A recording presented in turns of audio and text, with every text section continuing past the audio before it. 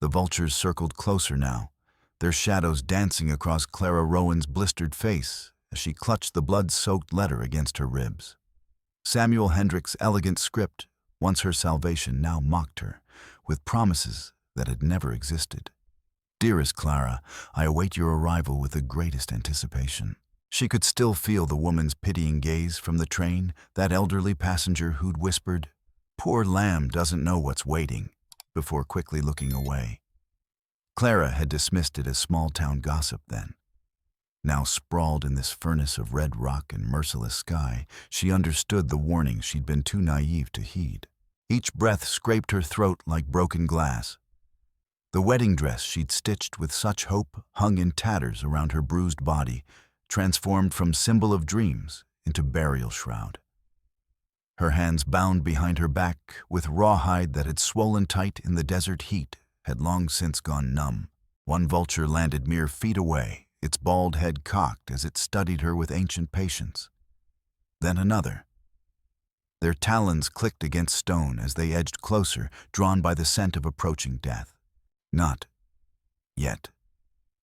Clara rasped through cracked lips that tasted of copper and sand. But even as she spoke, defiance, Clara felt the desert claiming her, not just her body, but her very essence, drawing her into the endless cycle of predator and prey that ruled this wasteland. Somewhere in the distance, coyotes began their evening song, a haunting chorus that spoke of hunger and the terrible democracy of death. The letter crinkled against her broken ribs as she shifted, and Clara's mind drifted back to that final moment on the train platform. The conductor's worried frown and the way other passengers had averted their eyes when Briggs approached. They'd known. Somehow, they'd all known she was walking into hell. She closed her eyes and felt herself sinking into the sand, becoming one with the desert's countless victims. Above her, the vultures spread their wings and settled down to wait. 3 days earlier, Clara had pressed that same letter against her racing heart as the westbound train pulled into Dust Creek Station. The elderly woman across the aisle, Mrs. Patterson, she'd introduced herself, had been watching Clara with increasing distress throughout the journey. "Child," Mrs. Patterson had whispered as the train slowed, "are you certain about this arrangement at these mail-order marriages? They're not always what they seem." Clara had smiled with the confidence of youth and desperation. "Mr. Hendricks has been most kind in his correspondence. He speaks of a ranch, children, a future." Mrs. Patterson's weathered face had creased with worry. "Just be careful, dear.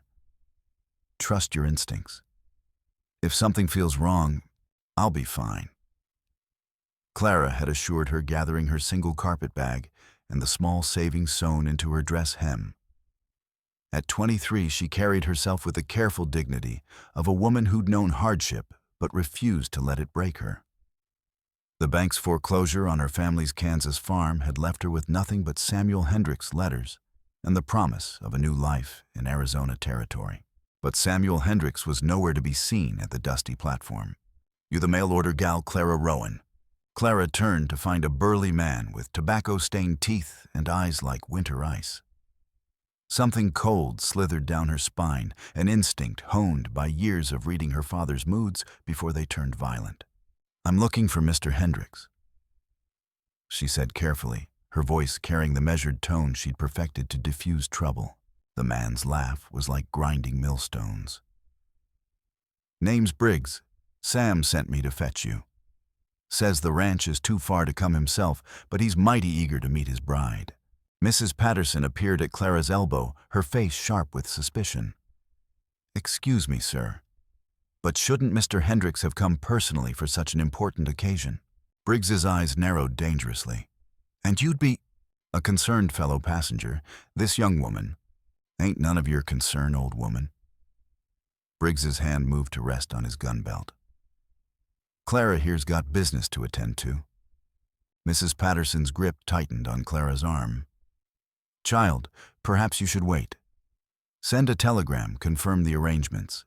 That won't be necessary," Clara said quickly, seeing the violence building in Briggs's eyes. The last thing she wanted was for this kind woman to suffer for her sake. I'm sure Mr. Hendricks is simply busy with ranch work. But as Briggs led her to a rickety wagon pulled by two sorry-looking mules, Clara felt Mrs. Patterson's warning echoing in her mind. The older woman stood on the platform, watching until the wagon disappeared around a corner, her face etched with the knowledge that she'd witnessed something terrible beginning. "Tell me about Mr. Hendricks," Clara said as they jolted through Dust Creek streets. "How long have you worked for him?" "Long enough to know what he likes in a woman."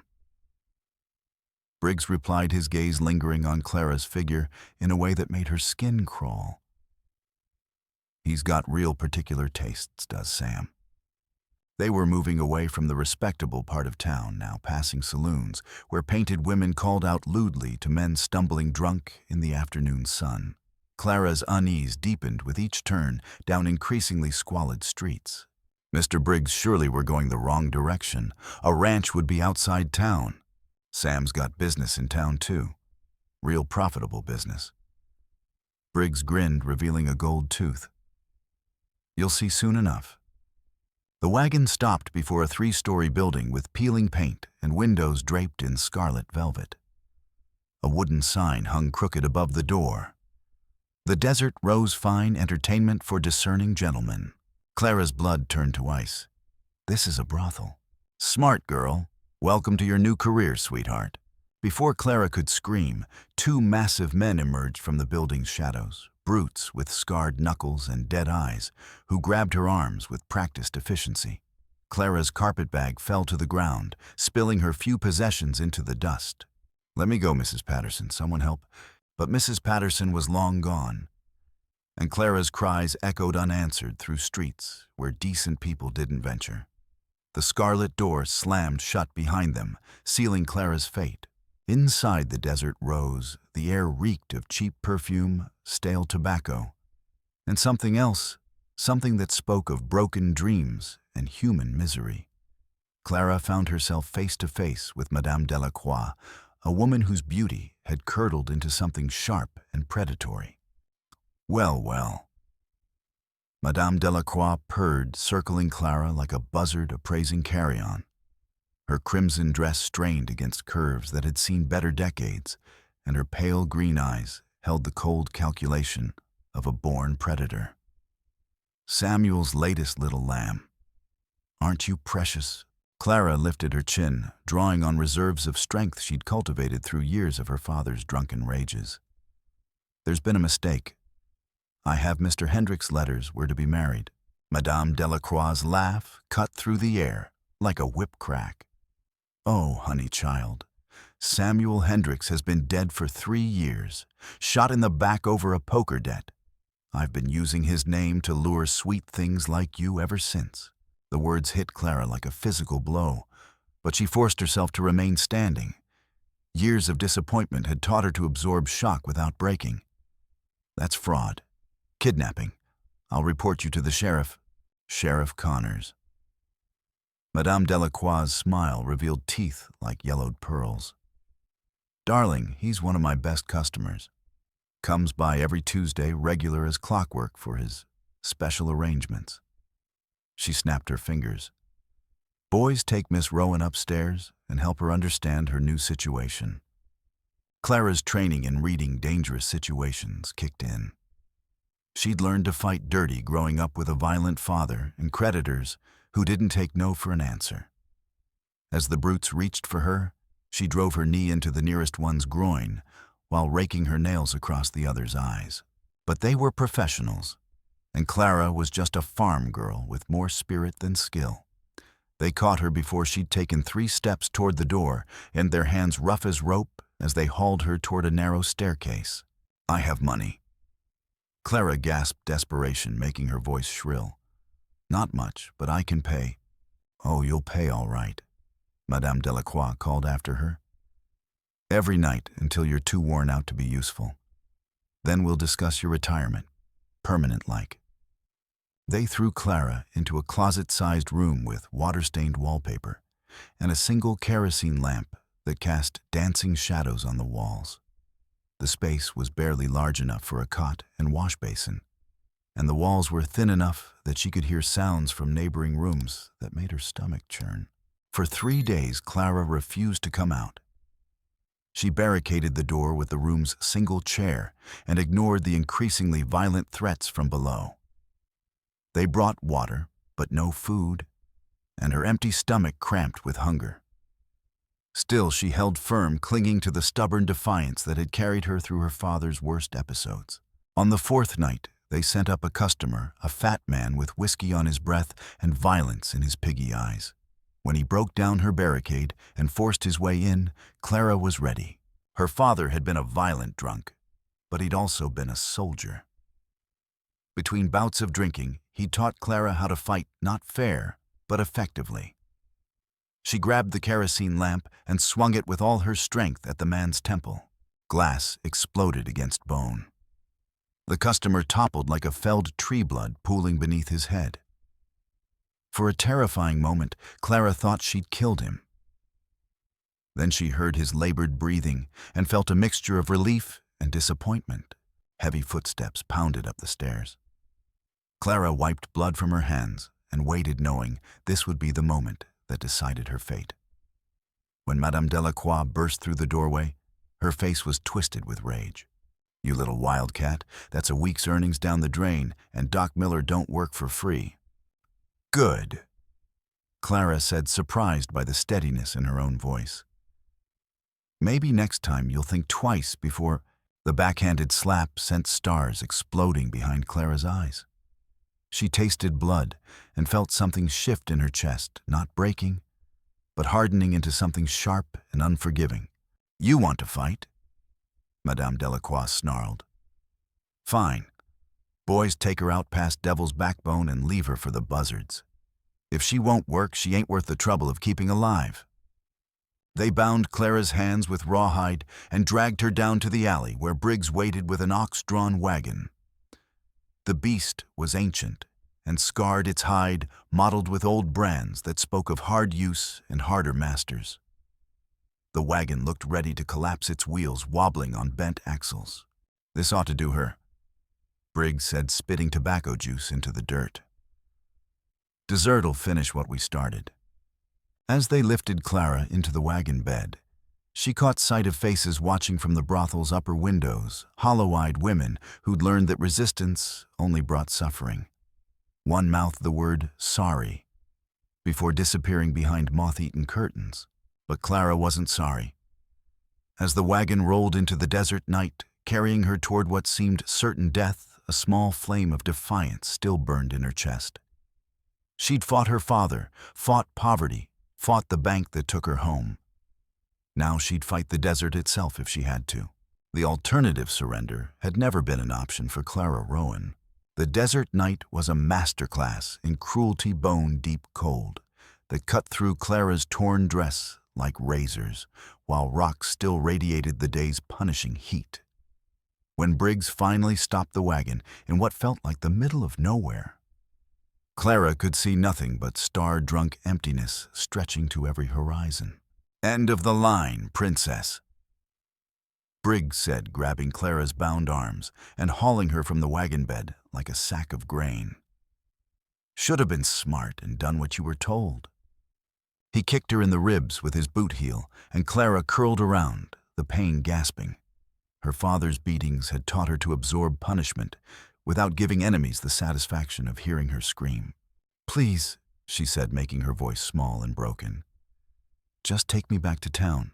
I'll work. I'll do whatever." "Too late for that." Briggs spat tobacco juice that splattered across her face. "You made your choice when you cracked that customer's skull. Now the desert gets to make its choice about you."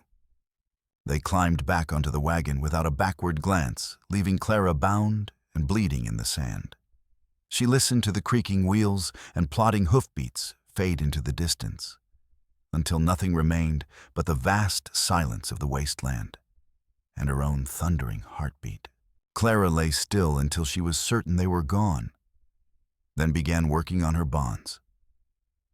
Her father had been fond of tying her up during his worst episodes, and she'd learned that rawhide could be weakened with patience and blood. She rolled onto her side and began sawing her wrists against a sharp rock, ignoring the pain as the stone scraped away skin. The work was agonizing and slow. Blood made her hands slippery, and the swollen rawhide resisted every effort. But Clara had learned patience in a hard school, waiting out her father's rages, enduring her mother's long death from consumption, surviving the bank's slow strangulation of her family's farm. An hour passed. 2. Clara's shoulders screamed with cramped muscles, but she kept working. When the rawhide finally parted, the relief was so sudden she cried out, rolling onto her back as circulation flooded back into her numb fingers. Clara flexed her hands until feeling returned, then pushed herself upright.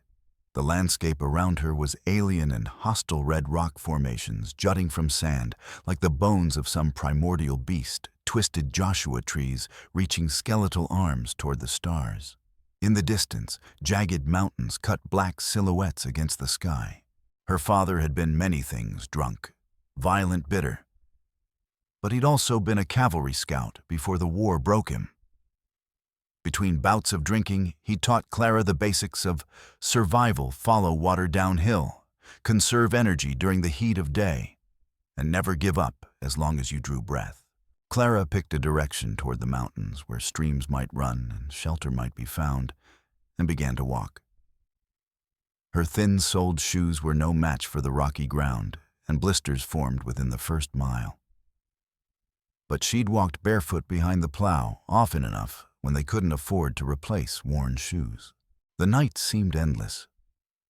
Clara stumbled through patches of shala cactus that left barbed spines in her legs, crossed dry washes where flash floods had carved deep scars in the earth. Twice she fell hard, landing on unforgiving ground that drove the breath from her lungs and left her gasping in the sand. But each time she rose and continued walking, because the alternative was lying down to die. And Clara Rowan had never been much good at dying quietly. When dawn finally broke over the eastern horizon, painting the sky the color of fresh blood, Clara realized with growing horror that the mountains looked no closer than when she'd started. The desert had played tricks with her eyes, making distances impossible to judge. She might have walked in circles all night. Worse, the temperature was already climbing. Steam rose from the rocks around her as the sun transformed the landscape into a furnace designed to burn the life from anything foolish enough to challenge it. Clara found a boulder that offered meager shade and collapsed behind it, her body shaking with exhaustion and the first stirrings of genuine fear. The desert was vast beyond comprehension, and she was just one small, wounded creature trying to cross an ocean of stone and sand. The sun climbed higher, turning her shelter into an oven. Clara pressed herself against the rock, but the stone itself radiated heat like a forge. Her lips cracked and swelled. When she tried to swallow, nothing happened. Her throat had closed up tight. By midday, delirium was setting in. Clara saw her mother's face wavering in the heat shimmer, heard her father calling her name across Kansas wheat fields that had been sold to pay his debts. The desert became a vast ocean, and she was drowning in waves of liquid fire. "Keep moving," she mumbled through lips that felt like old leather. But when she tried to stand, her legs buckled. She crawled instead, dragging herself from rock to rock, leaving a trail of blood from scraped knees and torn palms. The landscape blurred together in endless repetition. Red stone, thorny scrub, and the endless promise of water that never came. As afternoon stretched toward evening, Clara spotted something that made her heart leap, a green smudge on the horizon that spoke of vegetation. Where there were plants, there might be water. She forced herself to keep crawling, following that distant promise of salvation. But as she drew closer, the green resolved into the withered remains of an old waterhole long since dried up. A few skeletal cottonwoods marked where a stream had once run their bleached branches, reaching skyward like the arms of the dying. The cracked mud was littered with bones, cattle horses, and things Clara didn't want to identify. She collapsed beside the dry hole and wept tears she couldn't spare, understanding, at last, the true scope of her situation. This wasn't just about surviving one night in the desert. This was about dying alone in a wasteland where her bones would bleach white under the pitiless sun, becoming just another cautionary tale for creatures foolish enough to challenge the desert's dominion. As twilight deepened, she heard them, the coyotes, calling to each other across the emptiness. Their voices rose and fell in wild harmonics, a song as old as the desert itself and twice as merciless. The pack found her just after full dark. Clara heard their paws padding across sand, caught the gleam of yellow eyes in the starlight. They circled her cautiously, but she could smell their wild musk on the night air and hear the soft panting that spoke of patient hunger. "Go on," she whispered. "I won't fight you." But the coyotes were experienced hunters. They settled down to wait, knowing their prey was already as good as dead. Clara drifted in and out of consciousness, her breathing growing shallower with each passing hour, while the desert's eternal patience wore down her remaining strength. When dawn came like a physical blow, Clara's eyes fluttered open to find vultures perched on the dead cottonwoods, their black shapes stark against the brightening sky. The coyotes had melted away with the darkness, but they'd left tracks in the sand around her, proof that death had come calling, and decided to wait just a little longer. The creak of wooden wheels cut through Clara's fever dreams like the voice of salvation itself. At first, she thought it was another hallucination, her mind conjuring rescue from delirium and desperation. But as consciousness clawed its way back to the surface, Clara realized the sound was too steady, too rhythmic to be imagined. This wasn't the rattle of Briggs's death cart, but something else entirely. Through swollen eyelids, Clara saw something impossible, a man walking beside a massive ox, leading the beast with unhurried certainty across the wasteland. As they drew closer, her sun-addled brain struggled to process the vision. The man was tall and lean, his bronze skin speaking of mixed heritage, white and Indian blood, flowing together in features that belonged fully to neither world. His black hair hung in 2 braids, decorated with small bones and turquoise beads. He wore buckskin pants and a cotton shirt bleached nearly white by sun and time, with a wide-brimmed hat shading angular features that held both strength and sorrow. The ox was magnificent, despite its scars, a creature built for endurance rather than speed, its shoulders powerful enough to pull the heavily loaded wagon through country that would kill lesser beasts. The vehicle itself was a masterpiece of frontier engineering, every board and joint designed for durability over comfort. "Tokala," the man said to the ox in a voice like distant thunder, and the beast stopped immediately. Clara tried to speak, to call out for help, but only managed a rattling wheeze that might have been a prayer or a curse. The man's head turned toward her, and she found herself looking into eyes dark as winter storms, yet holding a gentleness that seemed impossible in this harsh place. He approached her hiding place with careful steps, his moccasined feet making no sound on the rocks. When he knelt beside her, Clara caught the scent of sage smoke and clean leather wind, and sky and wild places where white men's laws held no sway. "Madre de Dios." He breathed in Spanish, then switched to accented English. "What kind of animals did this to you?" His hands hovered over her battered body, not touching, but assessing damage with eyes that had seen too much suffering. Clara tried to answer, but her voice was nothing more than a whisper of wind through broken stones. "Easy, Hermina," he said, his voice gentle as water over stones. "I'm going to get you out of here, but moving you will hurt. Can you understand me?" Clara managed the smallest nod. The man, her rescuer, slipped his arms beneath her with infinite care, lifting her as if she weighed nothing. Even so, the movement sent lightning bolts of agony through every nerve. Clara bit back a scream and went limp in his arms. He carried her to the wagon and laid her gently in the bed, arranging heavy buffalo robes to cushion her broken body. The hides smelled of wood smoke and freedom, more comforting than any perfume. He gave her water from a leather bag, just drops at first, wetting her lips until she could swallow without choking. "My name is Tokala Standing Bear," he said as he worked. "I'm Comanche, but I trade with both worlds. I was bringing supplies back to my people when I saw the vultures." "Clara," she managed to whisper. "Clara Rowan." "Well, Clara Rowan, you're either the luckiest woman in Arizona territory or the unluckiest, depending on how you look at it." Tokala's voice carried the weight of someone who'd seen the worst humanity had to offer. The desert doesn't usually give back what it takes.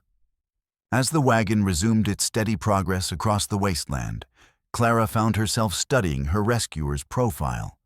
There was something about him that didn't quite add up the quality of his clothes, despite their worn appearance, the careful intelligence in his eyes that suggested depths she couldn't fathom.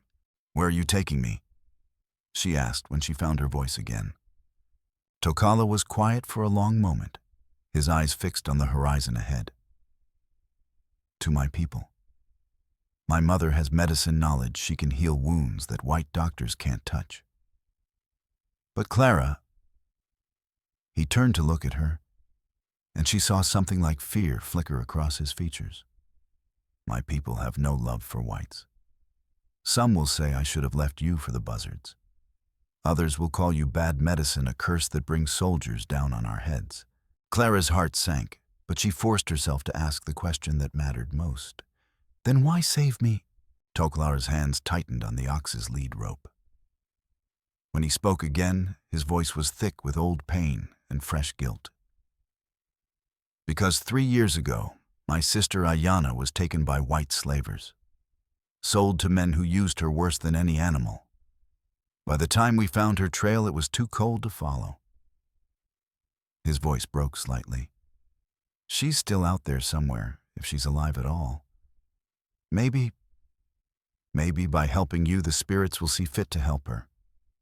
The weight of his words settled over Clara like a shroud. She was being saved not for her own sake, but as penance for crimes committed against his family.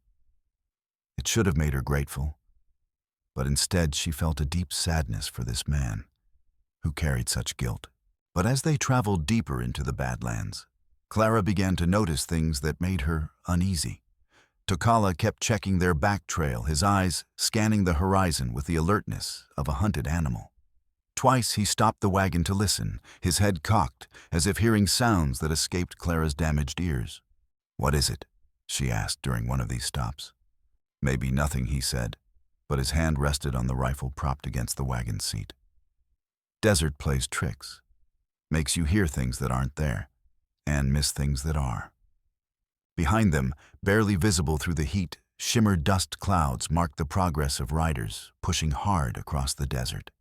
Clara didn't see them, but Tokala did, and the knowledge sat heavy in his chest like a stone. They traveled through the afternoon and into the evening, the ox's steady pace eating up miles of brutal country that looked like God's own anvil. As the sun began to sink toward the western mountains, Clara saw smoke rising in the distance. Thin, gray tendrils that spoke of cooking fires and human habitation. "I'm in my village," Tokala said, but there was tension in his voice rather than relief. "I need to prepare you for what comes next. My people, they've suffered much at the hands of whites. Your being here will stir old wounds, awaken old fears. What should I do? Be respectful. Show no fear, but don't challenge anyone directly.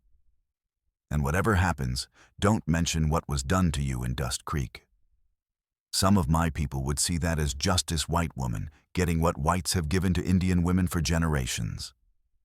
Clara nodded, understanding the bitter logic. As they drew closer to the smoke, she could make out individual structures, teepees, scattered across a hidden valley, like flowers blooming in a secret garden. It was beautiful and alien and terrifying all at once. The Comanche camp materialized from the desert landscape like something from another world. Warriors emerged from the teepees with hands resting on weapon hilts, their faces painted with suspicion and barely controlled hostility. Women pulled children behind them, their expressions hard as the rocks around them. Even the dogs seemed to sense the tension growling low in their throats as they caught Clara's alien scent. Tokala brought the ox to a halt in the center of the camp and climbed down from the wagon seat. He spoke rapidly in Comanche, gesturing toward Clara with careful movements. She couldn't understand the words, but the tone was unmistakably defensive, a man justifying actions he knew were controversial. An elderly warrior with silver-streaked hair and a face like weathered leather stepped forward. Iron Bear was his name, and his voice carried absolute authority as he questioned Tokala, his words sharp with disapproval and growing anger. "They want to know why you're here," Tokala said without turning around. "Iron Bear says you're a spy. Others think you carry disease that you'll bring soldiers down on the village." "What do you tell them?" "The truth. That I found you dying and couldn't leave you for the buzzards. That maybe the spirits wanted you saved for reasons we don't understand yet." A woman's voice cut through the debate like a blade, not harsh, but carrying such quiet authority that all other voices stilled. Clara saw her approaching through the crowd, an elderly Comanche woman with silver-streaked hair, braided with colored beads and feathers. Her face was lined with years of desert sun and sorrow, but her eyes held a sharpness that missed nothing. Singing Dove spoke to her son in rapid Comanche and then approached the wagon to study Clara with calculating eyes. Clara tried to meet her gaze without flinching, sensing that any show of weakness would be fatal. The woman reached out with one weathered hand and touched Clara's swollen face, probing gently at the worst injuries. Then she turned and spoke a single word to the crowd. Whatever she said carried weight, because the immediate hostility faded to mere suspicion. The crowd began to disperse, though Clara caught many backward glances and muttered conversations that spoke of unresolved tensions. "My mother, Singing Dove," Tokala said, relief evident in his voice. "She says you're more dead than alive, and the dead can't harm anyone. She'll tend your wounds, but you're not to leave our family's teepee without permission." Tokala and Singing Dove helped Clara down from the wagon, and she nearly collapsed when her feet touched the ground. The old woman caught her arm, supporting her with surprising strength for someone her age. Together, they helped Clara into a large teepee, painted with symbols of wind and storm. The interior was larger than Clara had expected, filled with a rich sense of sage and cedar that spoke of ancient traditions and hard-won wisdom. Buffalo robes covered the ground, and cooking implements hung from the wooden frame. It was alien to her white upbringing, but there was something undeniably comforting about the space. Singing Dove settled Clara on a pile of soft furs and began examining her injuries with gentle but thorough hands. She spoke constantly as she worked a melodic flow of Comanche that soothed, even though Clara understood none of it. "She says your ribs are cracked but not broken," Tokala translated. "Your face will heal, though you'll carry scars. The worst damage is inside. You were near death from thirst and exposure. It will take weeks to recover your full strength." As Singing Dove prepared various medicines, teas brewed from desert plants, poultices made from crushed roots and animal fat, Clara found herself relaxing for the first time since leaving Kansas. Each treatment brought relief from different pains, and exhaustion finally claimed her. But even as her body began to heal, Clara sensed the tension building in the camp around her. Warriors would pause outside the teepee, their conversations dropping to whispers when they thought she might be listening. She couldn't understand the words, but the tone was clear enough: fear, anger, and the kind of bitter resentment that came from too many betrayals. She was still a stranger here, still an outsider who might bring death to the very people trying to save her life. Clara woke to the sound of urgent voices outside the teepee. Tokala speaking rapidly with someone else, their conversation tense with barely controlled emotion. She pushed herself upright, wincing at the pain in her ribs, and peered through the teepee's entrance. A young warrior sat on a lathered horse, gesturing toward the east with obvious agitation. His words tumbled over each other in their urgency, and Clara could see the effect they were having on Tokala's face, hope and fear warring in his dark eyes. When the warrior finally departed, Tokala remained outside for a long time, staring toward the horizon with an expression Clara couldn't read. When he finally entered the teepee, his face was a mask of conflicting emotions. "What is it?" Clara asked. Tokala was quiet for a moment, his dark eyes reflecting the firelight. "Swift Arrow brings news from a Kiowa band, 2 days' ride from here. White soldiers raided a slaver camp near the Mexican border. Freed a dozen captive women, Indian and Mexican both." Clara's heart began to race. "Your sister?" "Maybe." Tokala's voice was carefully neutral, but Clara could see the desperate hope he was trying to hide. The description, it could be her. Young Comanche woman, about 20 now, with scars. He stopped, unable to continue. "You have to go," Clara said firmly. "You have to find out." "Yes, but that means leaving you here and with the tensions in the camp." Tokala shook his head. "Some of the warriors are already talking about sending you away. If I'm not here to speak for you, take me with you." Tokala stared at her as if she'd suggested flying to the moon. "Clara, you can barely sit up. This is a hard journey through country that kills strong men. I've gotten pretty good at hard journeys lately." Clara struggled to sit up straighter, testing her strength. "Besides, if it is your sister, she might trust another woman more than a group of warriors, especially after what she's been through." The answer's no. It wasn't a question. Before Tokala could respond, Running Wolf appeared at the teepee entrance. The scarred warrior's face was grim, his rifle held ready in his hands. "We have visitors," he said in accented English. 6 men on good horses pushing hard from the east. They'll be here by morning." Clara felt ice form in her stomach. "Bounty hunters." Running Wolf nodded grimly. "They've been asking questions in the trading posts, offering money for information about a white woman traveling with Indians." "How much time do we have?" Tokala asked. "If we leave tonight, we might stay ahead of them." "But the woman..." Running Wolf's eyes flicked to Clara. "She'll slow us down, maybe get us all killed." Stone Crow appeared beside his companion, his young face set in hard lines. Unlike Running Wolf's practical pessimism, Stone Crow spoke with the philosophical acceptance of someone who'd grown up expecting death. "The desert will decide," he said simply. "If she's meant to live, she'll find the strength. If not..." He shrugged. "The spirits have their own plans." Singing Dove spoke up from where she was grinding corn beside the fire, her voice carrying the authority of matriarchal wisdom. "Take her," she said in careful English. "Woman who fights desert and lives such woman has strong medicine. And if my daughter still breathes..." Her voice caught slightly. "If Ayana lives, she will need to see that not all white people are enemies."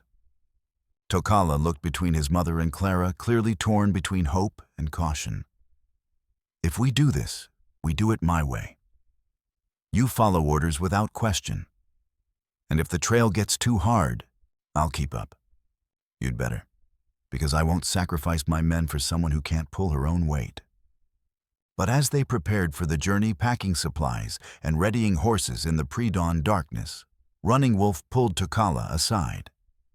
Clara couldn't hear their conversation, but she saw the way Running Wolf kept glancing in her direction, and the way his hand moved instinctively to his gun when he thought no one was watching.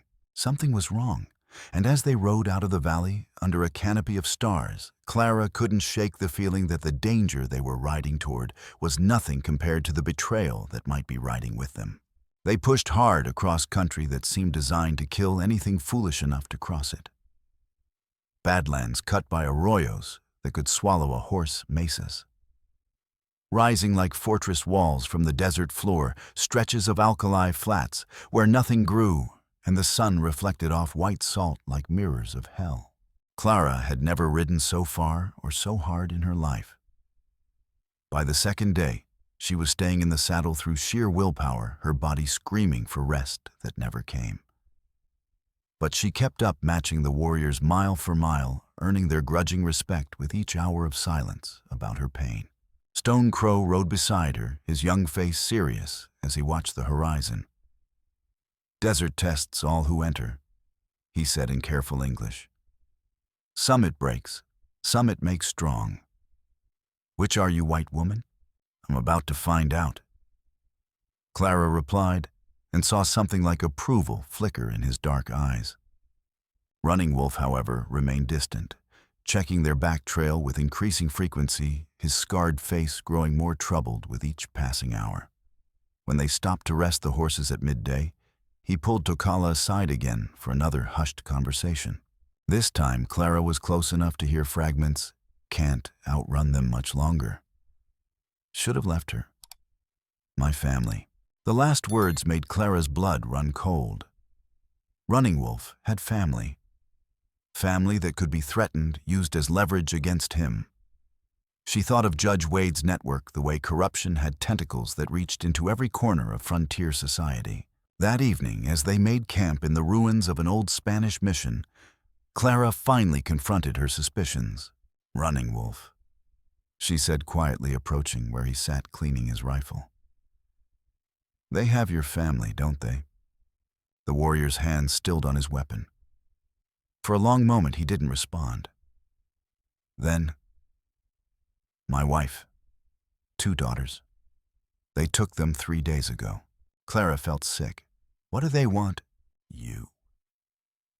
Running Wolf's voice was hollow with shame and desperation. "They want to know where you are, where we're going. If I don't..." He couldn't finish. "Why didn't you tell Tokala?" "Because he would try to save them. Would get himself killed for people he's never met." Running Wolf's eyes met hers, and Clara saw the terrible calculation there. 1 life for 3. It's simple arithmetic. "No," Clara said firmly, "it's not." Before Running Wolf could respond, Tokala appeared from the darkness, moving with the silent grace of a born hunter. "It's not what Clara..." The moment stretched taut as a bowstring. Running Wolf's hand moved toward his gun, but Clara spoke first. "It's not too late to save everyone," she said, her mind racing. "Running Wolf, where are they holding your family?" Clara, Tokala warned, sensing the tension without understanding its source. "Tell him," Clara said to Running Wolf. "Tell him about your family, about the choice they forced you to make. Because if you don't, I will." Running Wolf's face crumpled. In a voice breaking with shame, he told Tokala everything: the kidnapping, the threats, the impossible choice between betraying his friends and losing his loved ones. Stone Crow listened in silence, then spoke with his characteristic directness. "So, the trap closes around us all." Not necessarily," Clara said. "Where's the meeting place? Where were you supposed to deliver me?" "An old mining camp half a day's ride south of Fort Mitchell," Running Wolf admitted. "But Clara, there are too many of them. Even if we could rescue my family." "We don't rescue them," Clara interrupted. "We save them and destroy the people who took them. But first, we need to reach your sister Tokala, because I have a feeling she holds the key to bringing down this entire network." They reached Fort Mitchell at dawn, and their horses lathered with sweat and trembling from the punishing pace. The army post sprawled across a mesa like a wooden crown, its weathered buildings surrounded by high walls that spoke of constant vigilance against a hostile world. Colonel Harrison met them at the gate, a career soldier with graying hair and eyes that had seen too much frontier justice. His face was grim as he listened to Tokala's explanation of their pursuit. "Bounty hunters, you say?" Harrison's expression hardened. "We've had reports of organized gangs working the territory, men with official papers and corrupt backing." He studied Clara with professional interest. "You're the woman who escaped from the Desert Rose." Clara's throat tightened. "You know about that place, more than I'd like. We've been investigating a slave trade network that operates across 3 territories. Your testimony could help us shut down the entire operation." Harrison paused. "But first, I believe you're here about the women we rescued." They crossed the compound to a large canvas tent marked with a red cross. Inside, Clara saw a dozen women of various ages and backgrounds, survivors of horrors she could barely imagine. Most were too young or too old, or simply the wrong tribes to be Ayanna. But in the corner, sitting alone on a cot with her back to the tent wall, was a young woman with long black hair and unmistakably Comanche features. She was thin to the point of gauntness, and scars marked her arms and face like a map of suffering. But there was something in her bearing that spoke of unbroken spirit. Tokala stopped breathing. "Ayanna," he whispered. The woman's head came up slowly, as if she didn't dare believe what she was hearing. When her eyes met Tokala's, Clara saw recognition flicker quickly, hidden behind walls of caution and learned fear. "Brother." Ayanna's voice was hoarse from disuse, barely above a whisper. For a moment, neither moved, 3 years of separation and suffering stretching between them like a canyon. Then Ayanna reached out with one trembling hand to touch his face, confirming he was real and not another cruel dream. "I thought you were dead," she said in Comanche. "I thought the same of you. I looked everywhere. I never stopped." "I know." Ayanna's eyes found Clara over her brother's shoulder, studying the white woman with intelligent wariness. "Who is she?" "A friend. Her name is Clara. She helped me remember why hope matters." But even as the reunion unfolded, Clara sensed something wrong. The other women in the tent were too quiet, too watchful. And outside she could hear commotion-raised voices, the sound of running feet, the distinctive jingle of spurs on men moving fast. Colonel Harrison appeared at the tent entrance, his face grim. "We have a problem. There's a group approaching from the south, 20 riders under a white flag. Their leader claims to be Judge Cornelius Wade from the territorial court." Clara felt ice form in her stomach. "He's here. He's got papers." Harrison continued. "A signed contract between you and the Desert Rose, transferring your labor in exchange for transportation and room and board. He's claiming your stolen property." "Oh, that's a lie." Clara shot to her feet, ignoring the pain in her ribs. "I never signed anything. I know that. But Wade's got the law on his side if his paperwork appears legitimate." Harrison's voice was heavy with frustrated duty. "I can't legally hold you if he has proper documentation." Running Wolf spoke up from where he'd been listening in the shadows. "My family, they're with him, aren't they? Being used to ensure my cooperation." Harrison nodded grimly. 3 women and children, heavily guarded. Wade's making it clear that any interference will result in their deaths. Tokala's hand moved to his gun. "Then we fight. Against a territorial judge with federal backing and 20 armed men. That's not fighting, son, that's suicide." Clara's mind raced, sorting through possibilities and discarding most as hopeless. Then Ayanna spoke, her voice barely audible, but carrying the weight of terrible knowledge. "I know that man, the judge." Every head turned toward her. Ayanna's face had gone pale, but her voice strengthened as she continued. "He came to the camp where they held us. Well-dressed, important. The guards were afraid of him." Her hands shook as she spoke. "He inspected us like cattle chose which girls would be sold where. He had papers, documents, legal papers that made us his property." "What did he look like?" Harrison pressed. "Older white man. Gray hair, expensive clothes. He wore a ring gold with a red stone. And he had a scar here."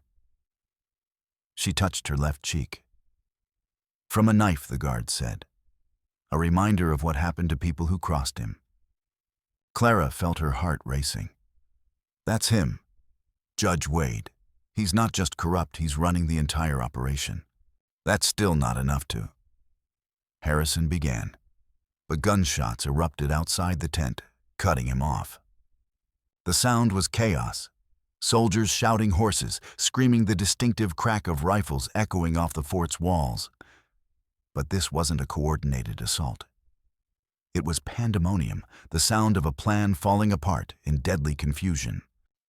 "Stay down," Harrison shouted, drawing his sidearm as soldiers rushed past the tent entrance. Through the canvas walls, Clara could hear the battle raging, not the disciplined volleys of military action, but the wild shooting of men in panic. Someone had jumped the gun, probably the bounty hunters growing impatient with legal proceedings. A bullet tore through the tent wall, missing Clara's head by inches. One of the rescued women screamed, and suddenly everyone was moving soldiers, herding the survivors toward more secure shelter while the battle raged around them. Clara found herself separated from Tokala, in the confusion pressed against the tent's rear wall with Ayanna beside her. The young woman was shaking her eyes wide with terror that spoke of traumatic memories being violently awakened. "It's okay," Clara said, taking her hand. "We're going to get through this." But even as she spoke, comfort, Clara's mind was working furiously. Wade was here personally, which meant he had too much to lose to let her live. This wasn't about enforcing a contract. It was about silencing a witness who could destroy his entire criminal empire. The tent's front flap burst open, and a man in dusty trail clothes stepped inside with a Colt revolver in his hand. Not one of Wade's bounty hunters, someone else, someone Clara recognized with a chill of absolute terror. It was Briggs, the man who delivered her to the Desert Rose in the first place. "Clara Rowan," he said in a voice like grinding millstones. "Judge Wade wants to see you, now. And don't think about running. We've got that Indian boy's friend's family right outside, just waiting for an excuse to start cutting throats." Clara's blood turned to ice. They had Running Wolf's wife and daughters here close enough that their screams would carry if things went wrong. "Go to hell," Clara replied, her voice steady despite the terror clawing at her chest. Briggs smiled, revealing gold teeth that gleamed in the tent's dim light. "I was hoping you'd say that. Wade said I could have some fun with you before we put you down permanent-like." He raised his gun, but before he could fire, Ayanna moved. The young woman launched herself from her cot with a warrior's cry, tackling Briggs around the waist. They went down in a tangle of limbs, fighting for control of the weapon. Clara grabbed a bone saw from a nearby medical table and brought it down on Briggs's gun hand. He screamed as the blade bit deep, severing tendons and sending the revolver spinning across the tent floor. "Run!" Ayanna shouted, but Clara was already moving not away from the danger, but toward it. She burst out of the tent into chaos. The fort was under full assault with Wade's men attacking from 3 sides, while soldiers fought desperately from defensive positions. In the compound's center, she could see Running Wolf's family, a woman and 2 young girls, huddled behind an overturned wagon, while armed men kept guns trained on them. "Clara." Tokala's voice cut through the gunfire. He was pinned down behind the blacksmith shop, his rifle barking steadily at muzzle flashes in the gathering dusk. But Clara wasn't looking for rescue. She was looking for Judge Wade himself.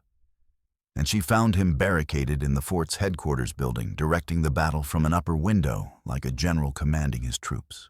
The irony wasn't lost on her. Once again, she was walking into the stronghold of an enemy who wanted her dead. But this time, she wasn't a naive farm girl hoping for rescue. She was a woman forged in the desert's fire, tempered by betrayal and strengthened by rage. Clara crossed the compound in a zigzag run, dodging bullets and falling debris. A rider thundered past, leaning low in his saddle to fire at running soldiers. She heard the bullet whine past her ear, felt the heat of its passage. The headquarters building's front door was barricaded, but Clara had learned a few things about breaking into places she wasn't wanted. She circled to the rear, where a window had been left unguarded, an oversight that would prove fatal. Clara climbed through the window into a storage room filled with army supplies. She could hear voices above her, Wade giving orders, his men responding with the casual brutality of professional killers. Her father's training kicked in. Always know your enemy's position, always have an escape route, and always hit first when stealth is no longer an option. She found a kerosene lamp and a handful of cleaning rags, Within moments, she had a makeshift weapon that would have made her father proud and terrified. Clara climbed the stairs with the patience of a hunting cat, each step placed with infinite care. At the top, she found Wade waiting with 4 men, brutal-looking killers, who watched the battle below with professional interest. Judge Wade himself was exactly as Ayanna had described, gray-haired, expensively dressed with a gold ring and a scar marking his left cheek. But it was his eyes that told the real story, cold, calculating, utterly without mercy or conscience. "So," Wade said without turning around, "the famous Clara Rowan. Come to surrender at last. How did you know you were here?" Wade smiled coldly. "My dear, I've been tracking you since you left my friend Delacroix's establishment. Did you really think you could hide from me forever?" Clara raised the improvised incendiary device, her thumb poised over the lamp's ignition wheel. "Call off your men. Let Running Wolf's family go." Wade's laugh was like ice cracking. "Or what, you'll burn us all down, including yourself." "If I have to." "I don't think so." Wade gestured to one of his men, who grabbed Clara's wrist with crushing force. "You see, my dear, I know everything about you. Your pathetic farm, your dead parents, your desperate journey west. You're a survivor, not a martyr. You won't die for principles." The gunman twisted Clara's wrist until she dropped the lamp kerosene splashing across the wooden floor. But as he reached for his gun, Clara's other hand found the bone saw she'd taken from the medical tent. The blade opened his throat in a spray of arterial blood. As he toppled backward, Clara dove for his fallen revolver, rolling across the kerosene-soaked floor as Wade's remaining men opened fire. The building erupted into chaos. Muzzle flashes lit the room like lightning, and the smell of gunpowder mixed with kerosene fumes. Clara came up shooting her father's lessons, guiding her hands as she put bullets into the nearest targets.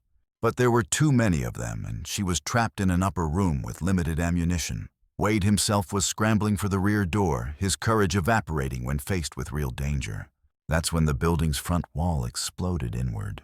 Tokala came through in a shower of splintered wood and broken glass, his war cry echoing off the walls as he charged into the room with a rifle in one hand and a tomahawk in the other. Running Wolf and Stone Crow followed close behind, their faces painted with the terrible joy of warriors who'd finally found worthy enemies. The room became a killing ground. Wade's remaining men tried to bring their guns to bear, but they were caught between multiple attackers in a confined space. Clara pressed herself against the floor as bullets chewed up the walls around her. Wade himself had reached the door, but Clara wasn't about to let him escape. She tackled the judge around the legs, sending them both crashing to the floor in a tangle of expensive fabric and spilled kerosene. "You're finished," she shouted over the gunfire. "Ayanna will testify. The whole world will know what you are." Wade's hand closed around a derringer that had fallen from his coat.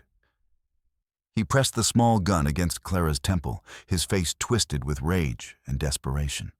"Then you'll never live to see it." The shot was deafeningly loud in the confined space, but it wasn't Wade who fired. Tokala stood over them both, smoking rifle in his hands, his dark eyes holding no mercy for the man who'd trafficked in human misery.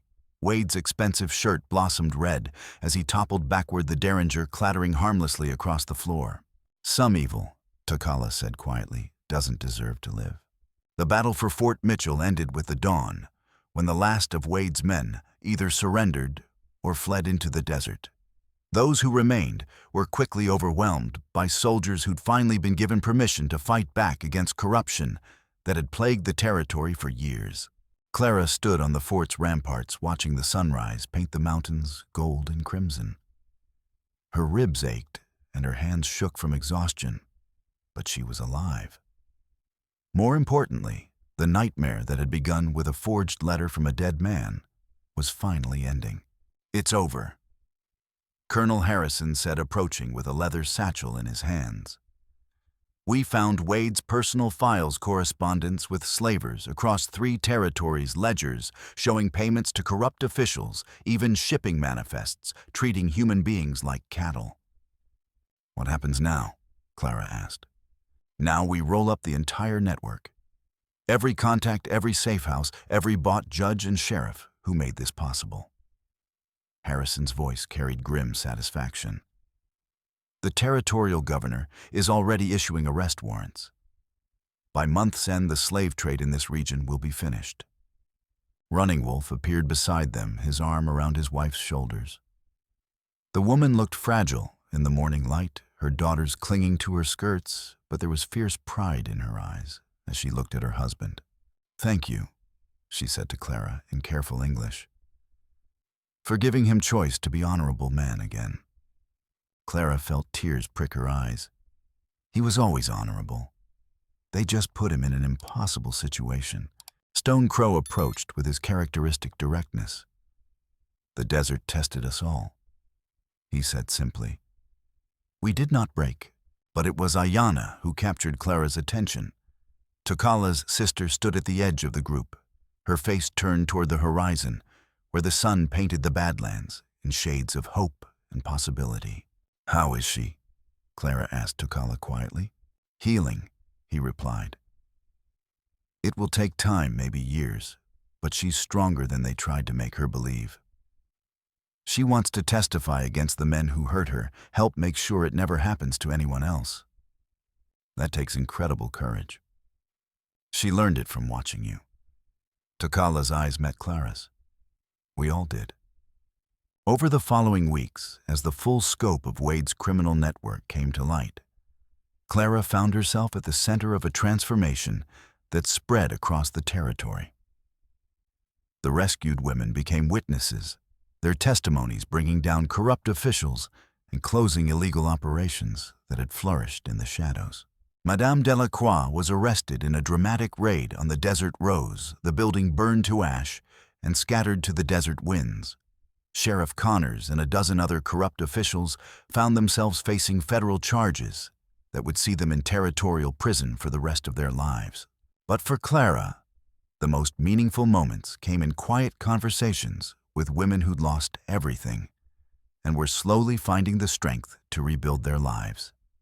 Each story of survival was a testament to the human spirit's resilience, proof that even in the darkest places, hope could take root and flourish. 1 year later, Clara stood on the front porch of Haven House, watching the sun set over the mountains of New Mexico territory.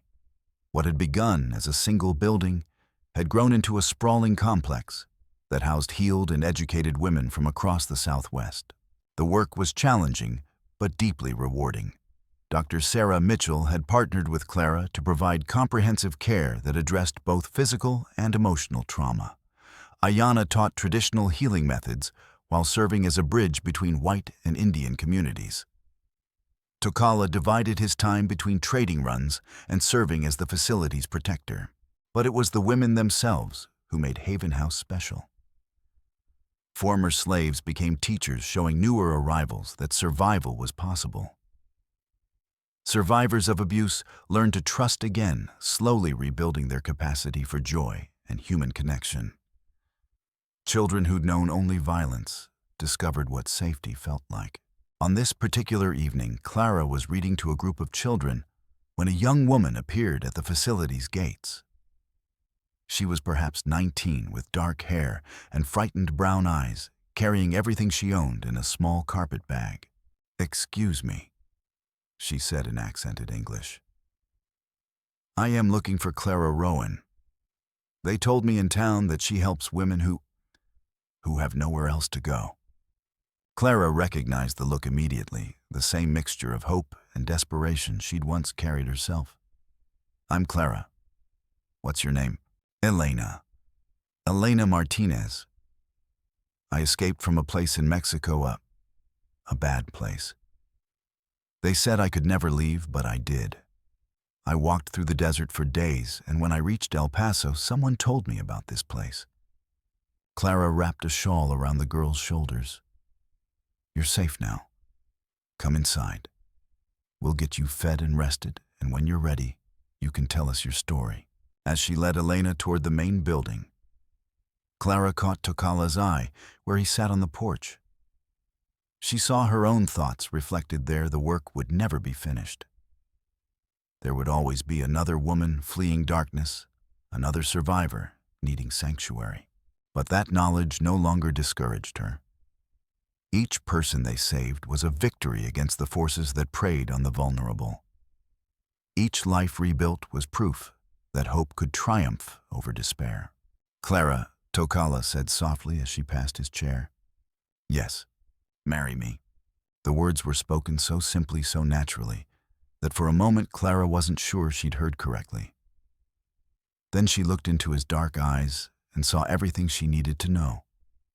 Not passion or desperate romance, but something deeper and more durable.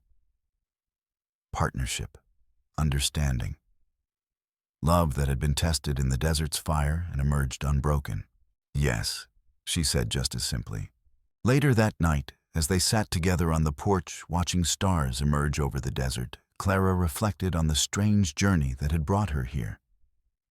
She'd come west as a naive girl seeking a husband and security. Instead, she'd found purpose, family, and a love deeper than anything she'd ever imagined.